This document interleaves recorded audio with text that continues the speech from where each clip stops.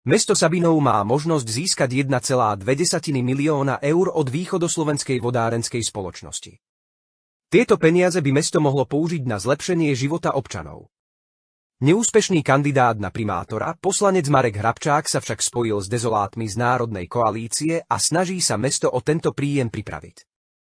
Hoci sám priznal, že téme nerozumie, o podrobné informácie záujem nemal. Vraj je to jeho zásadový postoj.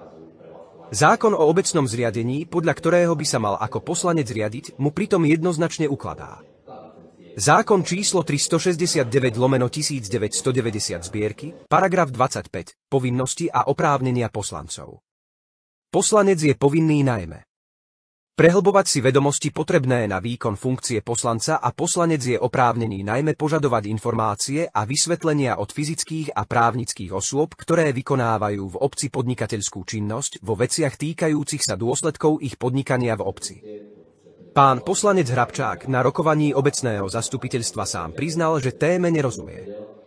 Namiesto toho, aby sa v nej zorientoval, ako mu ukladá zákon, za pomoci hrstky dezolátov z Národnej koalície šíri medzi ľuďmi bludy a snaží sa dosiahnuť, aby mesto o 1,2 milióna eur prišlo. Preňho to nie je problém.